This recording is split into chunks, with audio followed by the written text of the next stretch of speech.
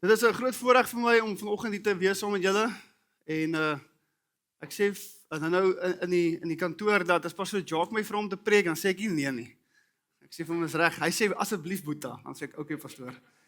En dit is 'n voorreg om vanoggend hier te wees en om agter Pastor Jacques se preekstoel te staan. Ek sien hy is daar in Afrika ergens, die Here seën hom. Daar by watervalle en so. As ek groot is, wil ek ook opryd soos hy. Prys die Here. Maar dit is 'n voorreg om vanoggend hier te kan wees en ek admireer wat Pastor Jacques oor die jare gebou het. Jy weet, getrou jaar in en jaar uit. Ek ken vir Pastor Jacques bitter baie lank.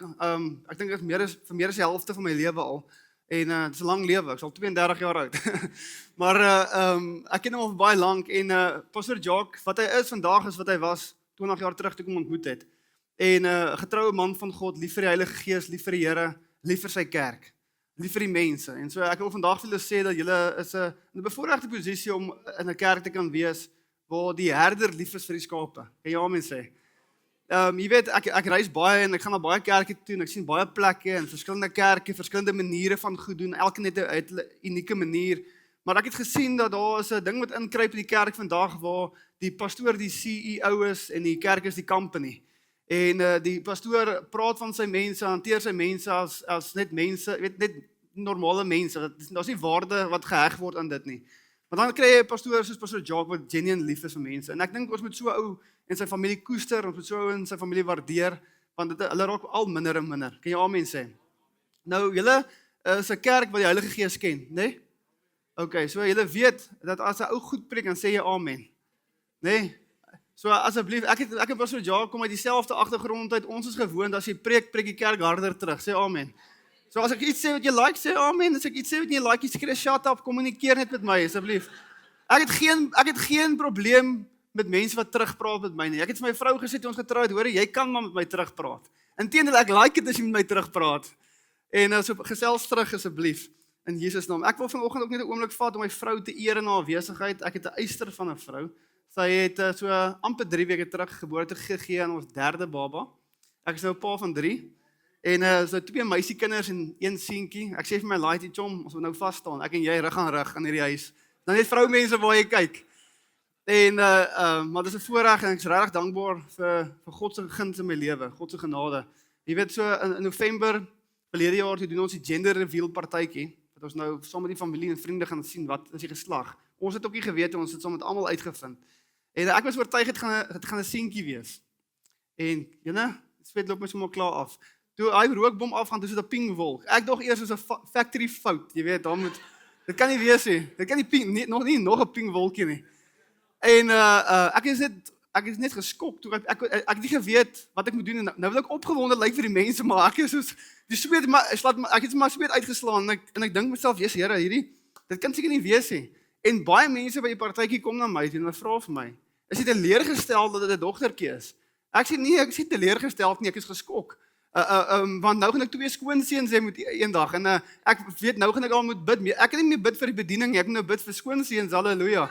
Want ek sien hoe mans opryd en nou het ek 2 meisiekinders om voor te bid. Yes. So as jy wil sit my op die gebedslys asseblief.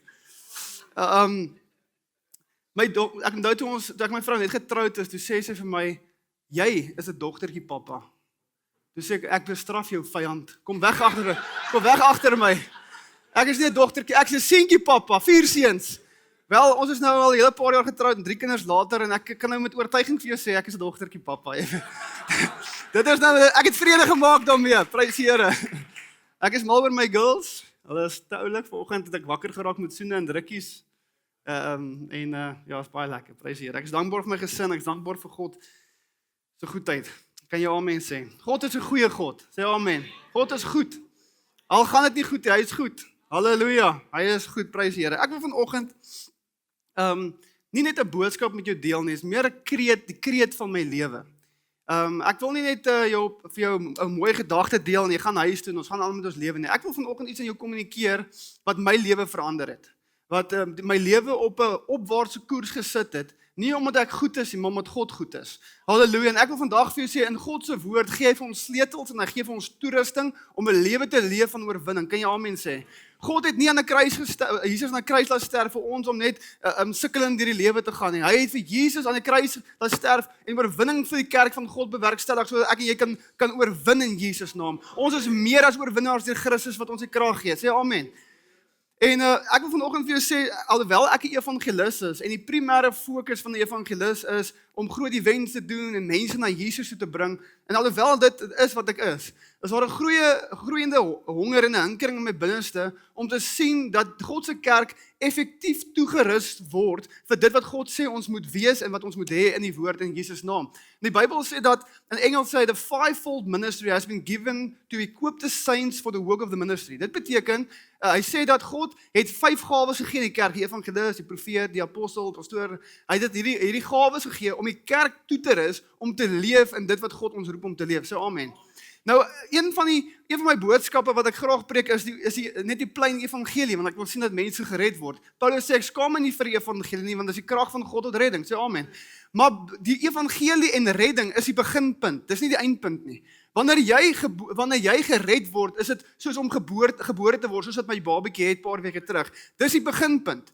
En baie mense leef asof redding die begin en die einde is, maar dit is nie. Dis die beginpunt. En die rede hoekom baie mense rondgestamp word in hulle Christenstap met Jesus, is omdat hulle glo dat ek is gered en dis nou maar dit. Maar redding is die vertrekpunt. Jy moet groot word in Christus. Jy moet sterk word in Christus. Jy moet volwasse word in Christus. Paulus sê vanweë die tyd moes julle almal al leraars gewees het, maar julle drink nog melk. Met ander woorde, julle is nog babietjies in Christus. En ek wil vandag vir julle sê, kerk, ouderdom in die Here, 10 jaar gered, 20 jaar gered, 30 jaar gered, beteken niks. Wat jou volwassenheid in Christus bepaal is die vlak van jou gehoorsaamheid. Sê amen.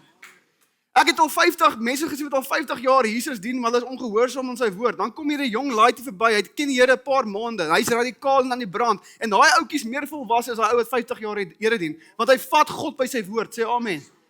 Ons is nie geroep om net boodskappe te hoor op Sondag en aan te gaan met ons lewe en dan deur die week WhatsApp fotootjies te stuur wat sê die Jesus is lief vir jou nie. Ons is geroep om op 'n plek te kom waar ons stap in die gesag en die autoriteit wat Christus vir my en jou gekoop het aan die kruishout van Golgotha.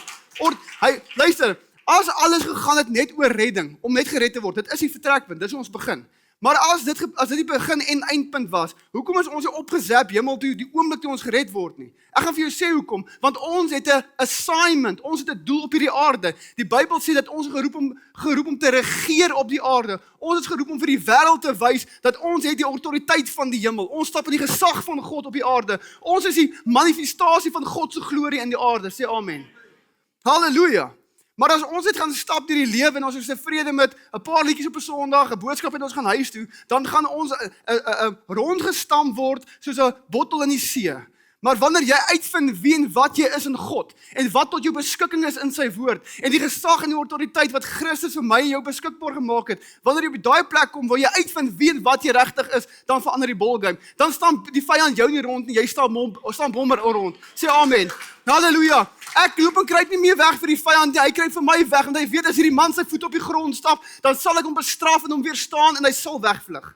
Ons het autoriteit, ons het gesag, sê amen. En ek weet hierdie tipe prediking is soos wat ek het preek oor die land, sien ek dat mense het amper bomskok. Hulle sê soos, waarvan praat jy? Ek praat die Bybel. Halleluja. Ek het in die kerkwêreld groot geraak my hele lewe lank en ek het goed gehoor en gesien en ewesklik begin ek die woord te vat en ek lees die Bybel en ek sien wat hy sê aangaande my lewe. Ek sien God se plan en God se agenda aangaande my lewe en ek sien dit in die woord en ek kyk na my lewe en ek sien dit nie. Toe besluit ek, to hell with the devil. Halleluja. Ek gaan God vat by sy woord en ek wil vandag vir jou sê, dis 16, 17 jaar later en ek het met oortuiging, met selfvertroue vir jou sê dat God is nie 'n mens dat hy sou lieg nie. As hy dit sê in sy woord, dan kan jy dit hê. Sê amen. Halleluja. Ja. Woe. Ek is nie in my boodskap hier. Ek is vanoggend wakker geraak in 'n ander rad. Ek is lus om te gaan. Ek weet nie of daai Plato koffie is van my, maar halleluja. Sjoe, dankie Jesus. Ek wil vanoggend 'n boodskap met jou deel. En ek wil jou graag vra om my te verskoon as ek bietjie Engelse woorde tussenin gebruik. Die Here weet, ek is so vir Engels, ek kan myself nie meer help. Ek is so Afrikaans, soos dit kom, baie van julle ken my al baie lank. 5 jaar terug, as jy my vandag vra in Engels, wat is my naam, kon ek nie antwoord, ek sou hakkel. Nou sukkel ek om Afrikaans te preek, want ek preek by so baie Engelse kerke. Ek dink Jesus, of God het 'n sin vir humor, want toe ek begin preek, toe kon ek nie Engels eers verstaan lekker nie. Nou preek ek heeltyd Engels en nou as ek by Afrikaanse kerke kom, dan moet ek hard fokus om nie Engelse woorde te gebruik nie. Ek was by 'n Afrikaanse kerk in Witbank gewees 'n paar maande terug. Eers en ek sukkel om die Afrikaans te onthou. En daai tyd kom 'n tannie na my toe, sy sê vir my, "Jy praat baie mooi, maar hoekom praat jy so baie Engels? Ek hou nie van Engels nie." Ek sê, "Tannie, ek is jammer, vergewe my asseblief. Vergewe my sondes." Halleluja. So as ek 'n paar Engelse woorde gebruik vanoggend, vergewe my. Jy weet toe ek begin preek het dan ek onthou ek het uitnodigings gekry na hierdie Engelse kerke toe. Dan loop die sweet my af en ek moet Engels preek. Dan sê ek, "O, Here, help my." Dan gaan sit ons in die pastoor se kantoor, dan bid hy man, hy Engelse pastoor, hulle bid. Come Holy Spirit, come. En dit is so ernstig met die Here, kom, come Holy Spirit, we need thee. Halleluja. Dan sit ek daar in die hoekie en sê, "Kom Engels, kom. Kom Engels, kom." Halleluja. Here, come English, I need thee. Halleluja. Prys die Here. Maar ek wil vanoggend 'n boodskap met jou deel en die titel van my boodskap is Besit die beloftes. Besit die beloftes. Weet jy wat? Daar's beloftes in God se woord en dis daar sodat ek en jy kan besit. Sê amen. Maar kyk vanoggend, ek hou my dogtertjie so vas. So flipping cute, so lyk nes ek, hè. Ek hou haar so vas en ek kyk haar so en ek kyk na sy gee so smile. Ek sê vir my vrou, kyk sy smile vir my. Sy sê nee, dis 'n wind. Dis nie 'n smile nie. Ek sê man, sy het gesmile. Maar toe ek daai wind glimlaggie op haar gesig sien, kyk ek na haar en ek in my hart voel ek dat daar's niks wat ek nie vir haar sal gee nie. Daar's niks wat ek nie vir haar sal doen nie. Ek sal geen goeie ding. As sy vir my sê sy wil dit hê, ek sal die aarde omkeer om dit vir haar te kry. Want dis 'n pa se reaksie op sy kind. Alles wat ek doen vandag, doen ek met my kinders in gedagte. Ek het 'n diep intense begeerte dat wanneer my streep getrek word op hierdie aarde, dat my kinders kan stap in alles wat ek nie kon stap nie. Dat my kinders sal hê wat ek nie gekry het nie. Ek wil hê my kinders moet iets ontvang, 'n belofte, moet hulle in besit neem van hulle pa. Ek sê vir hulle, ek beloof vir julle gaan my beste gee. Ek beloof vir julle dat ek gaan 'n lewe vir julle bou wat julle kan geniet lank nadat ek weg is. Daar's 'n belofte wat ek aan hulle kommunikeer. In my hart se begeerte is nie net dat daar beloftes sal rondhang nie, maar dat my kinders in besit sal kom van die beloftes wat ek vir hulle maak. En God het deur die reg hierdie woord beloftes vir my en jou tot ons beskikking gestel. En hy het nie vir ons dit in sy woord gesit dat ons net moet lees daarvan en hoor daarvan nie. Nee, hy wil hê ons moet stap in dit. Ons moet deelagtig word. Kan jy amen sê? En ek wil vanoggend vir jou sê besit die beloftes. Nou ek wil vanoggend hê jy moet die kerkgebou verlaat. Oortuig in jou hart dat God wil goeie goed vir jou doen. Maar God wil ook goeie goed deur jou doen. Halleluja. Ons is geroep om 'n dam te wees, ons is geroep om 'n rivier te wees. God se guns kom na ons toe, maar deur ons ook. Kan jy sê amen? Nou ja, besit God se beloftes. En ek wil vir jou vanoggend lewensveranderende nuus aankondig om mee te begin. En ek wil vir jou sê, hierdie lewensveranderende nuus is iets wat ons in die kerk van Christus baie gemaklik mee word. En ons hoor dit baie. So wanneer jy iets gereeld hoor, dan begin dit al die krag verloor, die waarde verloor. Maar hierdie is hierdie lewensveranderende nuus. En dit is dat Jesus is lief vir jou. Ja, nee, jy het nog gewag vir 'n bom wat gaan val. Jesus is lief vir jou. Die Bybel sê in Johannes 3 vers 16, so lief het God die wêreld gehad, dat hy sy enigste seun gegee het, sodat elkeen wat in hom glo nie verlore mag gaan nie, maar die ewige lewe kan beerwe. Ek het in die kerk groot geword. Ek het preke gehoor my hele lewe lank. Dis mooi preke, minder mooi preke, mooi liedjies, minder mooi liedjies. Ek het al die goed gesien en gehoor. Soms met aan Isolda en pastoor, as ek het gesien. Ek het al die mooi goed gehoor, maar niks het my lewe verander soos die liefde van Jesus nie. Dit was nie 'n goeie preek wat my lewe verander het nie. Dit was nie 'n goeie liedjie, dit is alles wonderlik en mooi en dit kan mense se lewens verander, maar niks het Johan Potgieter se lewe so getransformeer soos die liefde van Jesus nie. En ek wil vanoggend vir jou sê, kerk, Jesus is lief vir jou. En hy het daardie liefde gedemonstreer aan die kruishout van Golgotha, toe hy vir ons gesterf het om vir ons 'n lewe en dit in oorvloed beskikbaar te maak. En die Bybel sê in 2 Korintiërs dat as jy hierdie liefde ontvang, is jy in Christus. En as jy in Christus is, sê die Bybel, moet alles nuut word. Elke deel van jou lewe. Hy sê alles word nuut. Nie sommige gedeeltes nie, alles moet nuut kom en alles moet in lyn kom met God se wil en plan vir jou lewe. Maar soos wat ek reis hierdie wêreld en sien, weet verskillende kerke en plekke sien, kom ek agter dat baie gelowiges is in 'n plek waar hulle glo dat God is 'n God wat red en God is 'n God wat vergewe. Maar wanneer jy vir hulle preek en vir hulle sê God is ook 'n God wat jou wil vrymaak, God is ook 'n God wat vir jou wil voorsien, dan backpedal hulle so 'n bietjie. Hulle glo God red. Hulle glo God vergewe ons sondes, maar wanneer hy ons vir hulle preek en sê, God wil jou verlos van die alkoholisme, hy wil jou verlos van die verslawing, hy wil jou verlos van jou siekte, hy wil jou verlos van armoede, hy wil jou vrymaak, halleluja, dan sukkel hulle om dit te glo. Ek glo God red, ek glo God vergewe, maar ek sukkel om te glo of God bevry. En as ek wil sê God is ook 'n voorsiener. Ja, nee, hy is 'n voorsiener, hy's goed, maar vir ander mense. Luister vandag vir my. Kom ons settle hierdie ding vanoggend. Hy het nie 'n wit broodjie nie. God is nie 'n aannoemer van 'n persoon nie. It is no secret what God can do, what he's done for others. He wants to and will do for you. Kan jy sê amen?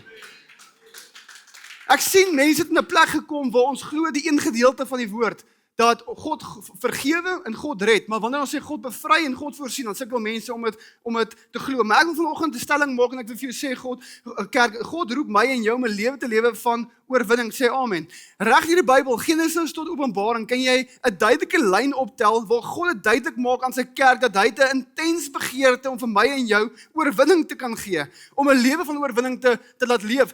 Die Bybel sê dat dieselfde gees wat Christus uit die dood het opgewek het, leef in my en jou. Dis die gees van opstanding, opwekking. Dis die gees van oorwinning. Want toe Jesus opstaan het hy graf, hel en dood oorwin. Ons het die gees van oorwinning ontvang.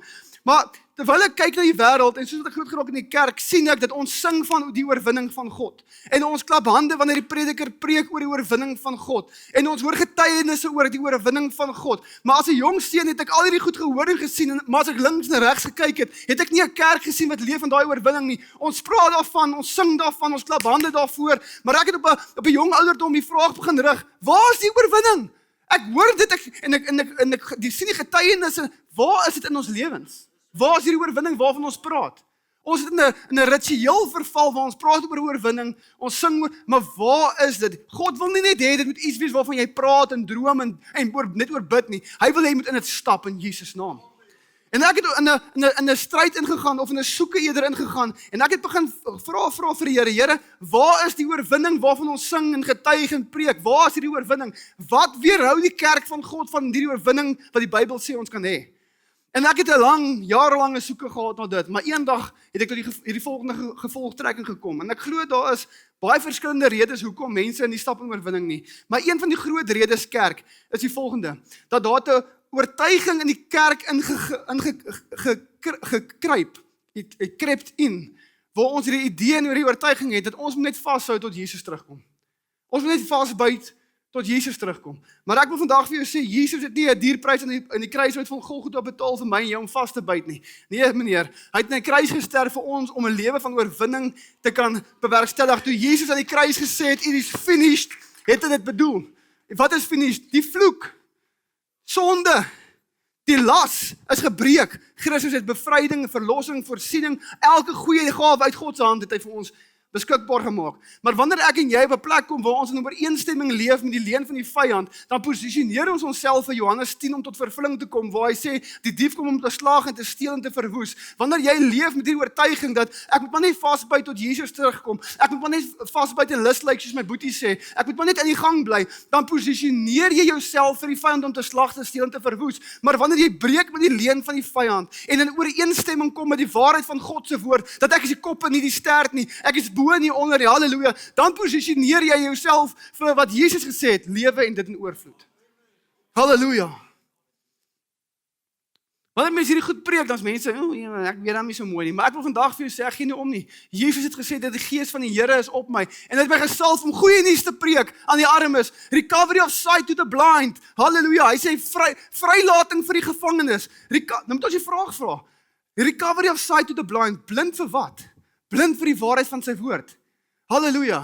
Vrylating vir die gevangenes. Gevangenes van wat? Van sonde, siekte, armoede, hopeloos, angs en depressie. Jy moet vrykom want Christus maak vry. Dit is die lewe wat vir my en jou tot my beskikking is. Sê amen. Ons kan nie langer die leuns van die vyand entertain nie.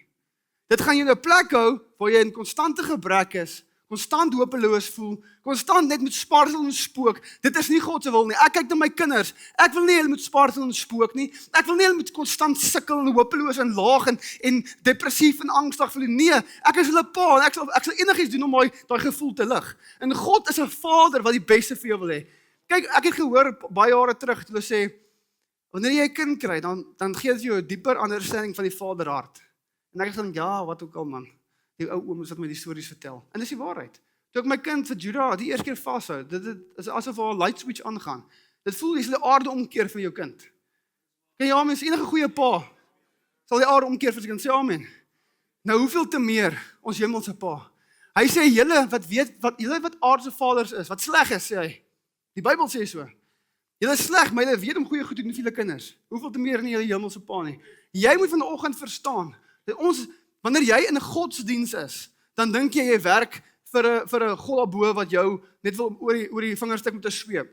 Maar wanneer jy verstaan dat hy's 'n Pa, halleluja, wat sy seun gegee het om sy ander seuns te kan red. En jy verstaan die liefde wat dit gedryf het, dan verander jou perspektief oor jouself. Jy sien jouself nie as 'n arme slaaf nie, jy sien jou as 'n seun en 'n dogter van God. En die Bybel, daar's 'n ou Pinksterkoortjie tannie Zolle ken, hy sê we are heirs of the Father, we are joint heirs of the Son. Hoe gaan hy verder tannie? We are children of his kingdom. We are children, we are heirs of, ons is erfgename van die Vader. Ek is nie 'n slaaf van die Vader nie, ek is 'n erfgenaam van die Vader. Wat beteken ek het toegang tot wat my Vader het? Ja, ek is nie kerk maar stil. Jesus. Die vyand wil jou en my in 'n plek hou waar ons in 'n greep is. Hy wil ons in 'n greep hou, 'n greep van gebrek, hopeloosheid, moedeloosheid. Dat ons nie weet wie ons is, waar ons op pad is, hoekom ons hier. Wanneer jy weet wie God is, en wat God se agenda vir jou is, dan verander die dinamika. Dan weet jy hoekom jy hier is. Kan jy amen sê? Ek wil graag 'n skrifgedeelte vir jou lees. Ek het nog nie se Bybel gelees, ek prys die Here. Jeremia 1 vers 11 tot vers 12. Hy sê die volgende woorde, hy sê, die woord van die Here het tot my gekom, wat sien jy Jeremia? Ek het geantwoord, ek sien 'n amandeltak. Die Here het geantwoord, jy het reg gesien, ek staan gereed om te doen wat ek gesê het. Nou, in die Hebreërs beteken die woord amandel om wakker te wees of om waaksaam te wees. En die amandelboom is ook een van die eerste bome wat blom na die lente. En dit verteenwoordig God se waaksaamheid en God se gereedheid. Kan jy amen sê? So God kom na Jeremia toe, en hy is hierdie jong profeet wat geroep is om 'n kragtige profeet vir die nasies te wees, hierdie jong seun, is 'n jong seentjie.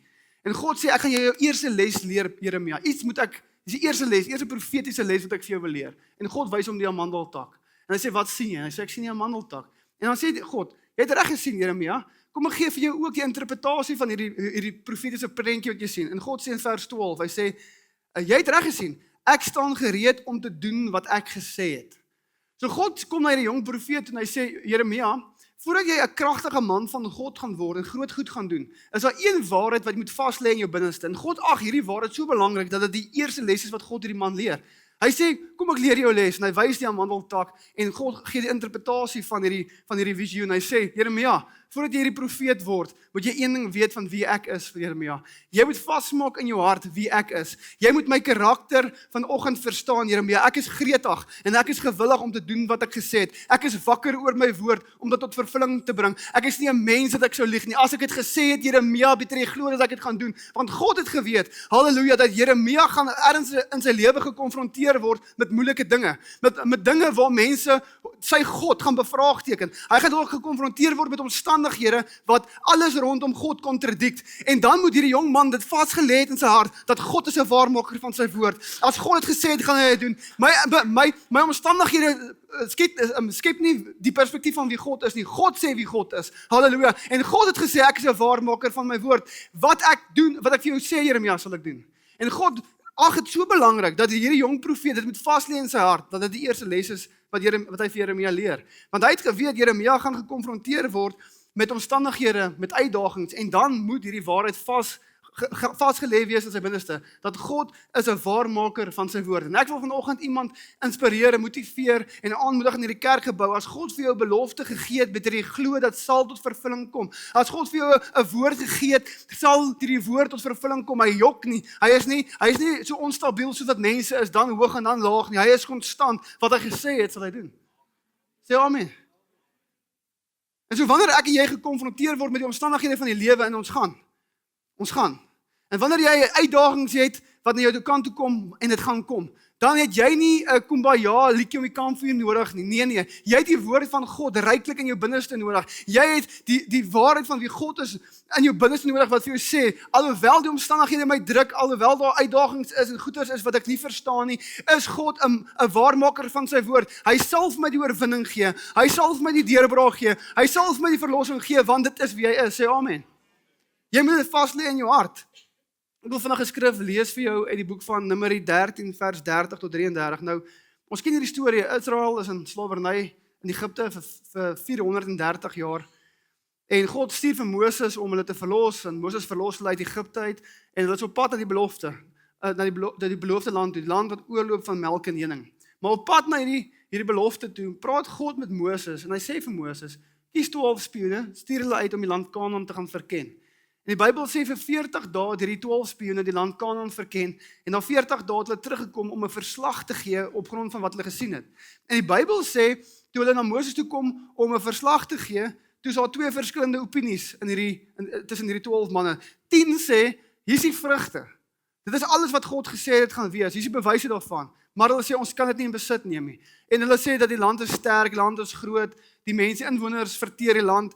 En Joshua en Caleb, die ander 2 sê, nee, maar ons kan die land in besit neem. Maar hoor gou wat gebeur in Numeri 13 vers 30 tot 33. Hy sê, Caleb het egter die manne wat met Moses praat, stil gemaak en gesê, weet jy nie, dis baie keer om mense wat nonsens praat, dis nodig om hulle stil te maak. Wil sê, bly stil.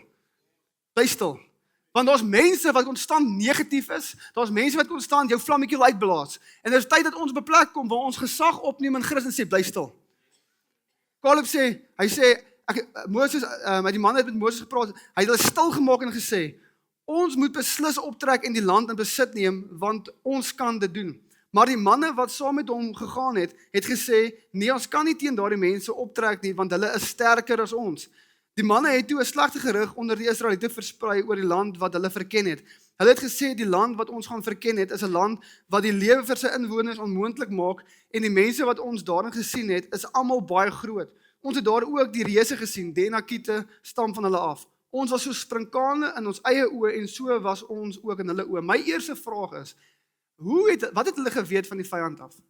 Hoe het hulle geweet hoe die vyand hulle sien? Die realiteit is die kerk, hulle is hier in 'n debat betrokke.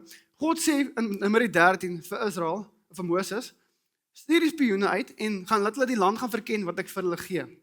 So God het sê, gee dit vir julle. Hulle gaan verken het en hulle kom terug. Die 10 sê, ons kan dit nie in besit neem nie, gebaseer op wat hulle gesien het. Joshua en Caleb sê, kerels, ons kan die land in besit neem. Hoekom is die 2 verskillende opinies in hierdie gesprek? Die een groep sê, ons kan dit doen, en die ander groep sê, ons kan dit nie doen nie. Wat is die verskil? Hier is die verskil. Die 10 spioene het gegaan en hulle het 'n opinie gevorm gebaseer op wat hulle gesien het. Joshua en Caleb het 'n opinie gevorm gebaseer op wat God gesê het. So vir Joshua en Caleb was dit irrelevant wat sy uitdagings die land sou bied en wat se reëse daar sou wees, wat se onmoontlikhede sou wees, want hulle het geweet, God het gesê, gaan kyk na die land wat klaar julle sin is. So hulle was nie beweeg gewees deur wat hulle gesien het. The Bible says that we walk by faith and not by sight. Hierdie 10 spioene was beweeg meer deur wat hulle gesien het as deur wat God gesê het. En ek wil vandag vir jou sê, dit is die storie van baie mense in die kerk. Ons is meer beweeg deur wat Ramaphosa sê. Ons is meer beweeg deur Julius Malema. Ons is meer beweeg deur die ekonomie, deur die dieselpryse. Ons is meer beweeg deur die eksterne dinge, terwyl God sê, luister, ek is jou voorsiener. Ek is jou versorger. Luister, dink jy toe die dis eintlik funny, nee, toe die dieselpryse eerste keer opgaan, nou rukkie terug, my broer bel my, hy sê, Boetie, jy moet jou kar gaan volmaak. Ek sê vir hom, vir wat? Hy sê, die dieselprys gaan so R50 op, of ek weet nie wat hy gesê het nie. Ek sê vir hom, en wat nou? Hy sê, nee, maar jou kar volmaak. Ek sê, dan is my tank leeg is, wat maak ek dan? Wat doen ek? Nee, maar dan moet jy maar betaal. Ek sê, luister hier, daar is nie 'n noodvergadering in die hemel vanoggend. En God is so, Heer, het julle gesien, Gabriel, die dieselprys het opgegaan. Daar's nie noodvergadering nie. God is nie onkant gevang deur wat aangaan in die wêreld nie. Halleluja. Hy sien dat sy kinders raak angsbevange deur wat in die eksterne wêreld gebeur, terwyl God vir ons sê, jy is die kop en nie die stert nie. Jy is bo, jy is nie onder nie. Halleluja, ek maak alles moontlik vir my kinders. En so is hierdie gesprek aan die gang tussen Joshua en Caleb en die 10 spioene. Die ene groep sê ons kan en die ander sê ons kan nie. En Caleb probeer hulle inspireer en hulle motiveer, maar hulle maak hulle harte bekend en hulle sê ons is soos sprinkane in ons oë en in die vyand se oë. Hulle het nie met die vyand gepraat om te kan weet wat die vyand van hulle dink nie. Die waarheid is hulle het aangeneem die vyand sien hulle as sprinkane want hulle het gevoel soos sprinkane. Halleluja. In Engels, they projected their own insecurity upon the enemy. Hulle was insecure en onseker oor hulle self en hulle het aangeneem, omdat ek so klein en gering en eenvoudig voel, sien die vyand my ook so. Maar die waarheid is, hulle was bang vir die vyand, terwyl die vyand bang was vir hulle, want daardie vyand het gehoor oor die krag van God en die wonderwerk wat God doen vir sy kinders. En die vyand het gehoor dat God gee hierdie land vir sy kinders. Hulle was angsbevange vir die kinders van Israel, maar die kinders van Israel was angsbevange vir hulle. Hoekom? Want hulle was beweeg deur wat hulle gesien het en nie deur wat God gesê het nie. En ek wil vandag vir jou sê, kerk, ons moet op 'n plek kom waar die woord van God, Paulus skryf dit, hy sê, laat die woord van God ryklik woon in jou binneste. Hoekom? Want wanneer jy gekonfronteer word met reëse en uitdagings, dat jy nie beweeg word deur die realiteit van die uitdaging, maar deur die realiteit van wie God is. Halleluja. Kan jy amen sê? Ja, ek lyk my ek het so 60% van hulle verloor. So hulle stry en hulle beklei en hulle is in 'n debat onder mekaar betrokke. Caleb sê ons kan dit nou besit neem.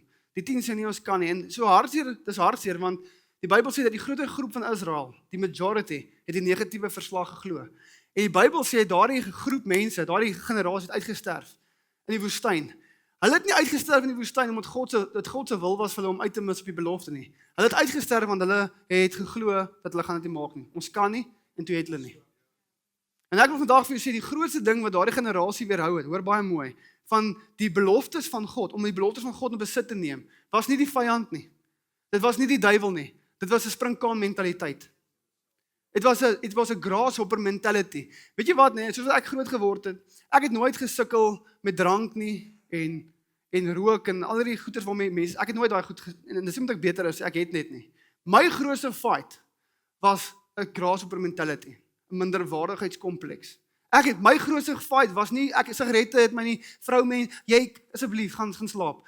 Wat my geëntertain het, of wat my in 'n greep gehad het, is 'n minderwaardigheidskompleks. Ek het laag gevoel, en klein gevoel, en gering gevoel, en eenvoudig gevoel, ek het gevoel, ek is niks, gaan nêrens heen en ek het, daar's net geen hoop vir my nie. Maar toe begin ek hierdie woord lees. En hy sê, jy's die kop en jy's nie die stert nie. Jy's bo en jy's nie onder nie. Halleluja, en ek begin hierdie woord op te eet, dag en nag. En ek begin die woord te bære in my hart. Dawid skryf, hy sê, ek bære die woord in my hart, sodat ek nie teen U sal sondig nie. Hy sê, U woord is 'n lamp op my, 'n lig op my pad en 'n lamp vir my voet. Joshua skryf, hy sê, mediteer op hierdie boek dag en nag, en alles wat jy doen, sal suksesvol uitgevoer word. Nie miskien nie, sal suksesvol uitgevoer word. Hoe? Wanneer jy mediteer op hierdie boek dag en nag, wanneer jou mind geherskryf word, waar jy nie meer glo wat die wêreld sê jy is, wat mense sê jy is, of jou omstandighede sê jy is nie, maar op 'n plek kom waar jy so oorweldig is met die waarheid van God se woord, dat jy begin glo wat God sê aangaande jou lewe. En toe dit my realiteit word, begin my lewe te draai. En ek wil vandag vir jou sê, hierdie generasie het uitgemis op God se beste vir hulle lewe, omdat hulle geglo het, dat hulle kan dit in besit neem nie. Maar hoor gou wat gebeur in Numeri 14 vers 19. Hulle is nog steeds in hierdie debat. Joshua en Caleb met hierdie mense. En hulle stoei heen en weer. En Caleb probeer hulle encourage. Caleb probeer hulle motiveer. En hy probeer vir hulle sê, luister, jy kan God se beloftes deelagtig word. Jy kan dit in besit neem. Hulle sê nee, ons kan nie. Maar hoor gou wat sê Caleb hier. So hy sê, julle moet nie teen die Here in opstand kom nie. Moet ook nie vir die mense van die land bang wees nie, want ons sal hulle maklik verslaan. Hulle gode sal hulle nie kan beskerm nie. Die Here is by ons, moenie vir hulle bang wees nie. Nou ek is mal oor Gideon se geaardheid en sy gesindheid in hierdie gedeelte. Want Gideon, hoor van Gideon, Caleb, sorry, ek is nou op 'n ander preek alweer. Caleb demonstreer iets baie moois. Hy wys vir ons hierso dat hy ontken nie die reëse nie. Hy ontken nie die uitdagings nie. Hy ontken nie die probleme wat hulle moet, hy ontken nie daai goeders nie, maar hy erken God se krag. En dit, my vriende, is presies hoe geloof werk. Geloof ontken nie reëse en omstandighede nie, maar geloof erken dat groter is hy wat in my is dan hy wat in die wêreld is. Halleluja, geloof ontken nie probleme en moeilike seisoene nie, maar geloof erken dat alles is moontlik vir hom wat glo. Kan jy amen so sê? En so Caleb is in 'n plek wat hy hierdie mense probeer oortuig, luister, daar is vir ons oorwinning beskikbaar. Ja, daar's reëse, maar daar's ook 'n God. Ja, daar's omstandighede, maar daar's 'n God wat 'n rooi see oopkloof. Ja, daar's beperkings, maar daar's 'n God wat beperkings breek in Jesus naam. Hy probeer hulle inspireer en sê, kom, ons kan die beloftes in besit neem, maar die meerderheid verwerp dit. Wat 'n hartseer storie. Wat 'n hartseer storie as jy eendag voor God gaan staan en jy sien wat jy kon wees, maar jy was nie. Omdat jy gekies het om te buig voor die leuen van die vyand wat sê, jy's klein, jy's gering, jy's eenvoudig, jy behoort nie in daai posisie nie, jy sal nie hê wat die woord sê, jy kan hê nie, jy sal nie wees wat die woord sê. Wat 'n tragedie as jy eendag uitmis op God se volheid vir jou lewe. Op grond van 'n leuen wat jy geglo het. Daar is godsdiens, het vir ons in hierdie wêreld so groot leen voorgehou. Dis hoekom ek haat godsdiens met 'n passie. Ons is nie 'n godsdienstige mense nie, ons is man en vrou van God. Daar's 'n groot verskil. Wat in 'n liefdesverhouding is met Jesus Christus.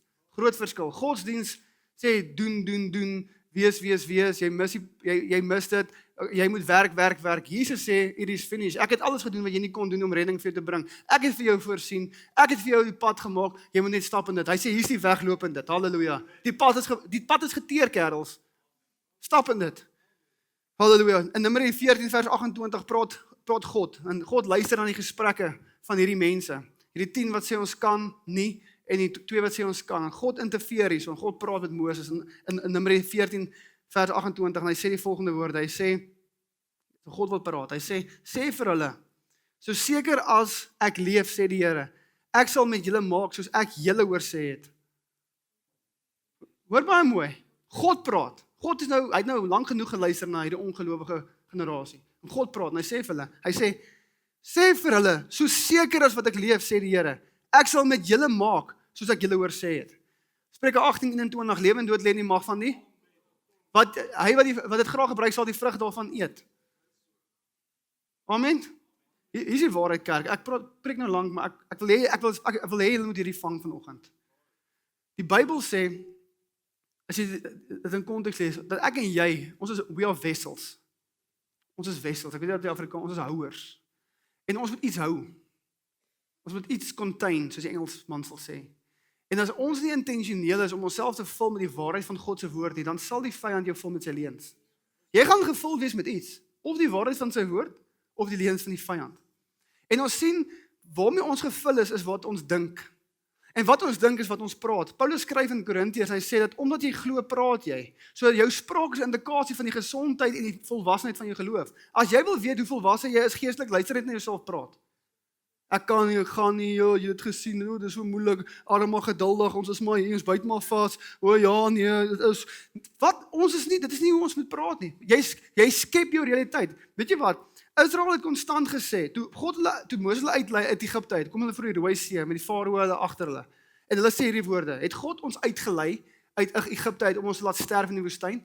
En God demonstreer sy krag en kloof die Rooi See oop. Paar dae later is hulle dors, en hulle sê, het God ons uit Egipte uit gelei, dat ons moet sterf in die woestyn, want hulle is dors. God voorsien water uit 'n rots uit, man uit die hemel uit. Hulle het konstant geproklameer en gemediteer, dat ons gaan sterf in die woestyn, en ek wil vandag vir julle sê, hierdie kerk, op die ou en vandag het hulle meditasie, hulle manifestasie geword. Hulle het gemediteer, ons gaan sterf in die woestyn, en toe word hulle meditasie, hulle manifestasie, hulle sterf in die woestyn, maar Joshua en Caleb het anders gefunksioneer, halleluja. Joshua skryf, hy sê, mediteer nie op omstandighede, maar op hierdie boek, hierdie woord, dag en nag, en alles sal suksesvol uitgevoer word. Hy het 'n ander perspektief gehad, hoekom? Want hy het gekyk deur die lens van God. Halleluja. En hy het gepraat van daai plek, die Bybel sê, die oorvloed van die hart praat die mond. As jy 'n ongeloof in jou hart het, gaan jy ongeloof praat, maar wanneer jy gevul word met die waarheid van God se woord, kan jy nie anders as om die waarheid van God se woord te praat nie. Halleluja. Ek maak vyande hierso vanoggend. Prys die Here. Maar kerk, ek kommunikeer hierdie boodskap en ek kom dalk sterk oor, maar die rede hoekom ek dit doen, ek is baie intentioneel oor dit, is omdat ek is moeg om te sien hoe die kerk rondloop met hulle koppe wat hang. Nee. Ons is nie geroep om gelei te word, ons is geroep om te lei. Ons is die kop en nie die stert nie, ons is bo en onder. Luister vir my, ons moet die waarheid van God se woord so diep in ons harte kry, dat ons nie beïnvloed word deur die wêreld nie. Maar die groot probleem is vandag, ons is tevrede met oppervlakkige woord. Ons skort die woord van God ryklik in ons binneste. Want wanneer die storms kom, want dit gaan kom, en uitdagings kom en dit gaan kom, dan kom die woord van God uit jou uit. Halleluja, jou omstandighede gaan sê, hoorie, jy gaan dit nie maak nie. Dan sê jy, man, ek is die kop en nie die stert nie. I'm the head and not the tail. I'm above and not beneath. Hallelujah, what God has started in my life, He will complete. Because I'm willing and obedient, I will eat the good of the land. With long life, I will be satisfied. Hallelujah, because, wat hy sê in Deuteronomium 8, hy sê, if you faithfully obey the voice of the Lord your God, He will set you high above the nations of the earth. The Bible says that God will bless you to such an extent that even your enemies will be at peace with you. Your enemies will hate you, but they will acknowledge that God is with you. Hallelujah. You need the word of God on the inside of you. Prys die Here. Die woord van God. Die woord van God. Die woord van God. Nie die petrolprys nie. Nie rapport, man asseblief delete rapport so gou as moontlik. Die enigste rapport wat jy nodig het is the report of the Lord. Sê amen. Halleluja. Ons kort die woord in ons kerk. Want vanoggend weet ek, en soos ek ry sien ek dit, dat ons het 'n kerk wat sukkel met dit wat ek mee gesukkel het, 'n grasshopper mentality. Ons het 'n oortuiging wat ons aangeneem het, wat van godsdiens afkom, wat ons oortuig het dat ons is te klein, ons moet maar sukkel, ons moet maar vasbyt. Dit is maar my lot. Dit is nie die waarheid nie. Dit is eenvoudig op grond van God se woord nie die waarheid nie. Ons glo leuns as waarheid. En dan wonder ons hoekom gaan dit so. Ons huwelike val uit mekaar uit. Ons het nie geld nie. Die mees angstigste en mees depressiefste generasie op die aarde in die geskiedenis in die wêreld. Hoekom? Want ons word gevul met alles behalwe God se woord. Kerk, dis tyd dat ons gesigte uit Facebook uitkry en terug in God se boek. Halleluja. Minder TikTok en meer tyd in God se teenwoordigheid spandeer. Want ons word gekonstant, luister, die Bybel sê jou oog is die venster van jou siel. Wanneer jy kyk, kondisioneer jou siel. Die Bybel sê geloof kom deur die gehoor van God se woord. As geloof deur God se woord kom deur die gehoor, dan kan ongeloof ook deur die gehoor kom. So waarna jy luister en waarna jy kyk, in die naam van God, lê jou telefoon bietjie neer en tel so God se woord op, dat jy kan gevul word met waarheid en nie met leuns nie. Want as jy hy voetjie oopmaak om TikTok begin scroll, leuns, fake. Jy meet jou lewe aan mense wat iets voor wat hulle nie is nie, fake. En dan word jou lewe gekondisioneer deur hierdie nonsens wanneer ons kyk. Maar wanneer jy God se woord opneem, en hy sê, jy's die kop en jy's nie die ster nie. Halleluja, dan kom maar geloof in jou binneste. Wat geen TikTok, Facebook, Instagram of enige koffie afspraak met enigiemand vir jou kan doen nie. God se woord. Een oomblik in God se woord verander alles. Sê amen. So 'n paar maande terug, so 3-4 maande terug, en ek gaan nou klaar maak, dan gaan ons bid. So 3 maande terug, het ek een verskriklike moeilike dag. Alles gaan verkeerd, ek met probleme en daar's net chaos in my lewe daai dag. En ek kom op 'n plek, ek wat nou so groot mond is vanoggend, sit in my kar en ek voel soos, ek word gedruk aan elke kant. Ek voel net moedeloos. Net vir 'n oomblik kry ek myself en ek voel moedeloos. En ek ry huis toe en my dogtertjie kom uitgehardloop en sy sê vir my, "Pappa, kom ons gaan swem." Ek dink, Nou laai ek my seentjie in die kar en ek laai my dogter in die kar, maar ek het nie eens energie om my oë op te tel. Wil net eintlik nie eens mense sien nie. Ek voel net laag. En ek klim, ek laai in die kar en ons ry Kleinbrak toe en ek laai my seentjie uit en ek laai my dogtertjie uit en ons gaan klim en sit in die Kleinbrak rivier in die water, is lekker warm water en ons sit daar, ek sit in die water. En ek wil nie eens met hulle praat nie, my dogtertjie probeer met my praat, ek sê net van ja. Ek wil nie met praat nie. En my dogtertjie, en ek glo dit was God gewees wat my kind gebruik het. Sy kom na my toe en sy sê, "Pappa, kom ons sê my rympies."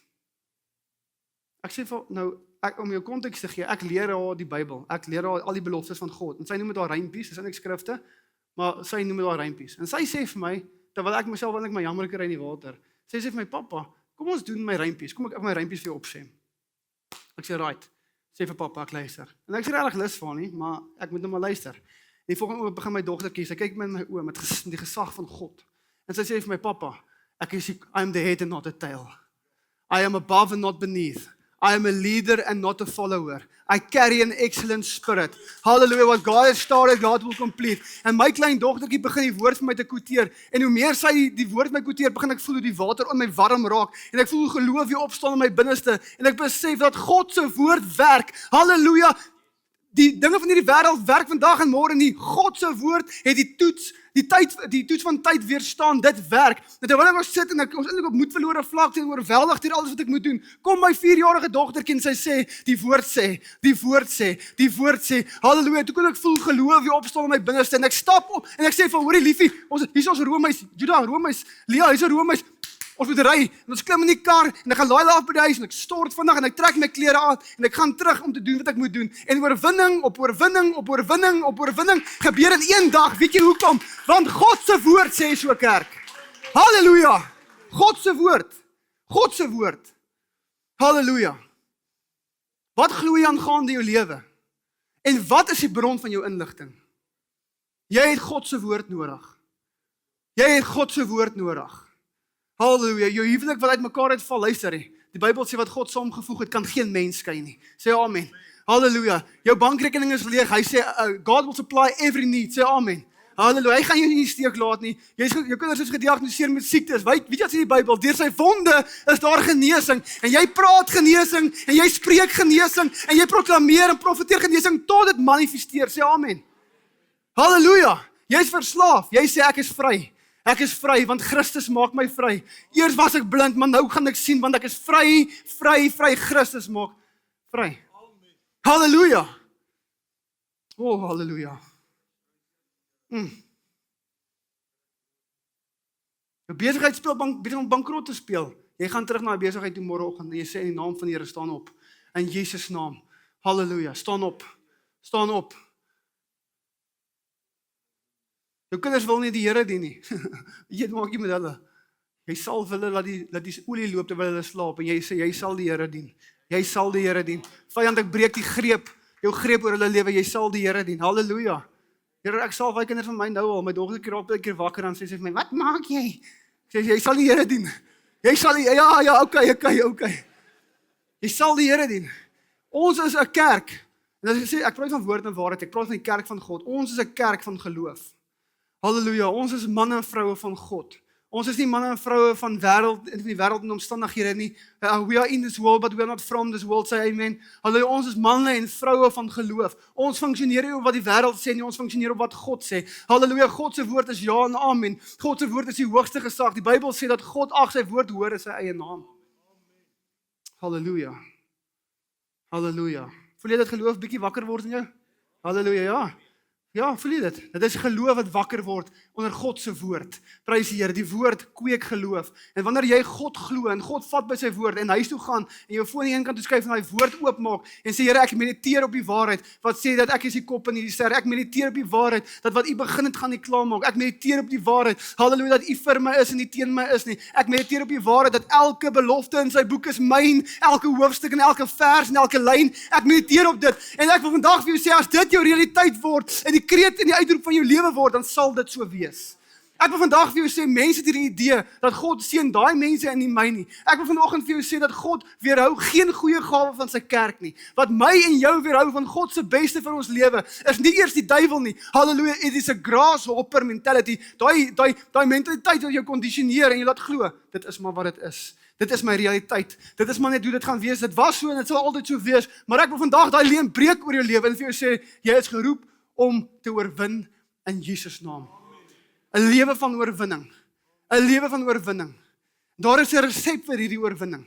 En ek het hierdie resep op 'n jong ouderdom agtergekom en toe ek hierdie resep begin werk, toe sê ek maar hier's vrug en hier's meer vrug en hier's meer vrug en vandag kerk, sê ek dit nie om te roem nie, ek is 32 jaar oud en as ek my oë in die oggend oopmaak en ek kyk na my vrou en ek kyk na my kinders en ek kyk na die lewe wat God vir my gegee het, weet ek dat dit is nie die werk van 'n man se hand nie, dis die werk van God. Dit is die vrug van God se beloftes. En ek wil vandag vir jou sê, God weerhou niks van jou nie. As jy sal glo dat God is wie hy is en dat hy sal doen wat hy gesê het hy sal doen, sal dit jou realiteit wees. En ek sien dis baie grys koppe vanoggend hierso. Ouer mense. Ek wil vanoggend vir jou sê, jou ouderdom beperk jy. Jy dink wel ek sal 80 jaar oud, niks gaan nou verander nie. Caleb was 80 jaar oud toe sê hy gee my daai berg. Halleluja, give me that mountain. Halleluja, hy was lus om besit te neem wat God vir hom beloof het. Ouer mense, luister vandag vir my. Deuteronomium sê, ek weet ek preek lank, maar dit is so flippend lekker. Prys die Here. Deuteronomium sê, hy sê today I put before you life and death, blessing and curse. Dan gaan hy verder, hy sê choose life that you and your descendants may live. Hy sê kies die lewe. Ek het lewe en vloek. Die seën en die straf. Dan sê hy kies die lewe sodat jy en jou nageslag kan lewe. Hy sê jou kinders kan lewe. Met ander woorde, die keuses wat ek en jy nou maak, die woorde wat ek en jy nou praat voor hulle, kondisioneer hulle gedagtes en dit gaan hulle beïnvloed vir generasies wat kom. Jy het die vermoë vandag om te kan kies. En jy kom dalk uit 'n agtergrond uit van ongeloof, maar deur God se krag gaan jy vandag 'n generasie uit jou laat uitkom van geloof. Sê amen. Jy kom dalk uit 'n agtergrond uit waar God nie gedien is nie, maar jy kan vanoggend 'n keuse maak vir Christus Jesus en jy kan kies om sy woord hoor as enigiets anders te ag in jou lewe, dan sal generasies uit jou uitkom wat God vrees. Die lewe en die dood. Die straf en die seën. Kies die seën sodat jy tannies, oupas, oumas, sodat jy jou kinders en jou kleinkinders en jou kinders se kleinkinders kan lewe in Jesus naam. Die Bybel sê, hoor gou, die Bybel sê 'n goeie man los 'n erfporsie tot in sy tweede en die derde geslag.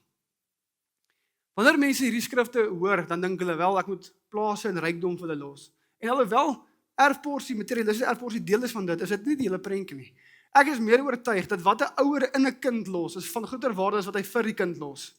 En wanneer jy vir 'n kind die woord van God in 'n kind los, halleluja, hy sê train up a child in the way he should go and he will not depart from it even when he grows old. Hy sê leer 'n kind in die weg van die Here. En enig van my ouders sal nie van dit afwyk nie. Jy kan iets in jou kind deponeer deur middel van wie jy is. Luister vandag vir my. Ek kyk na my kinders, ek sien hulle luister nie na wat ek sê nie. Hulle doen wat ek doen. My kind praat wat ek praat. Hy sê wat ek sê. Gisteraand kyk ek die Stormers rugby. Here, ek skree op baie mense. Judas skree net so hard. Ek sê, "Ja, jy kan so praat." En my vrou sê, "Hy klink soos jy." Halleluja. Ek sê, "Go boys, go." En sy sê, "Go boys, go." Ja. Ons kinders gaan nie doen wat ons sê, hulle gaan doen wat ons doen.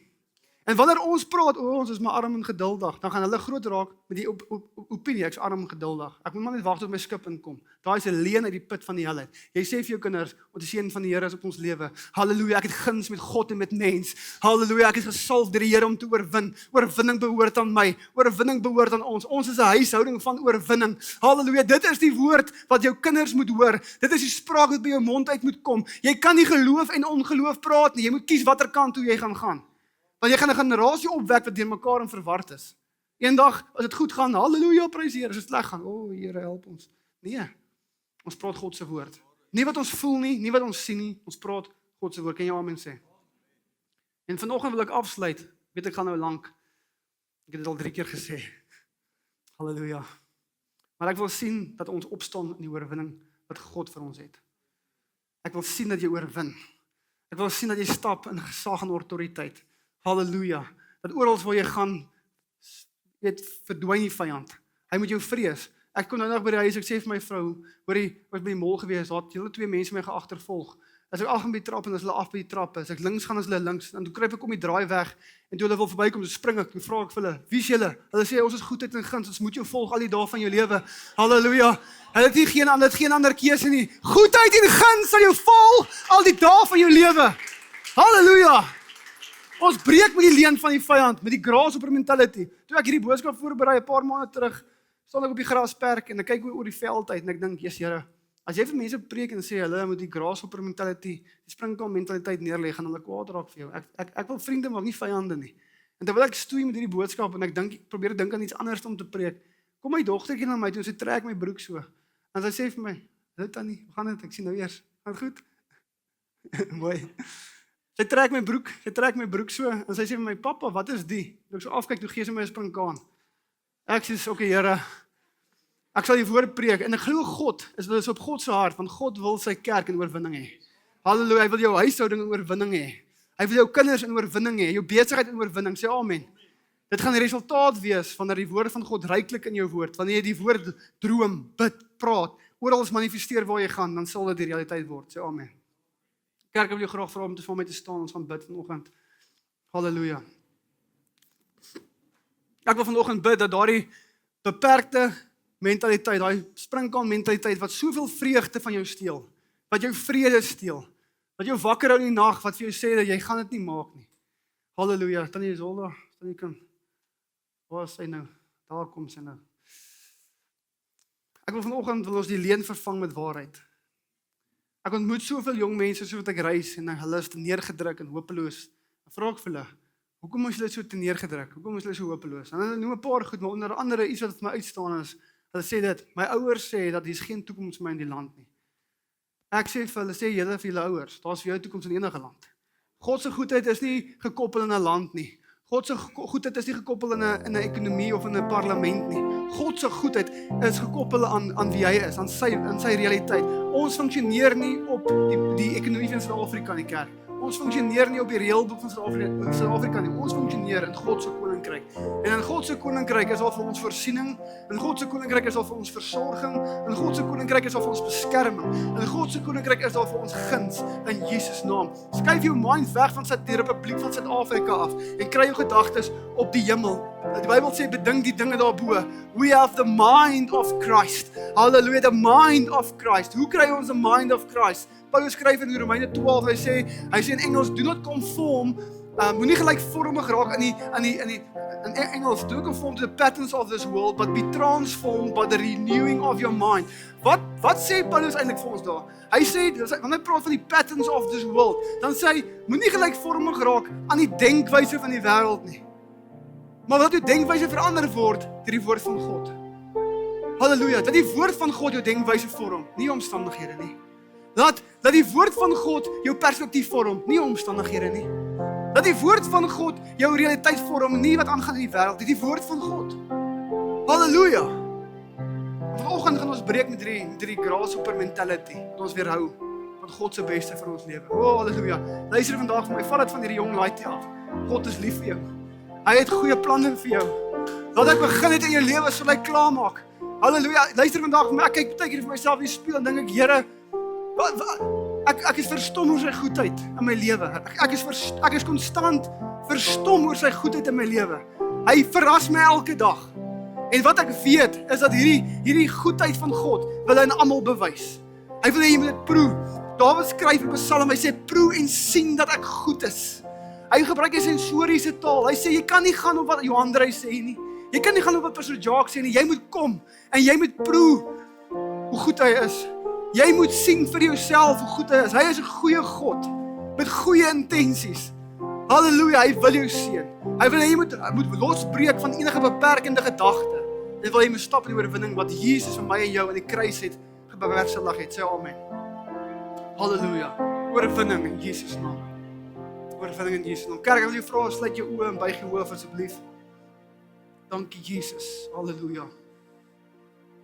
Ek voel God se hart so sterk vir julle vanoggend.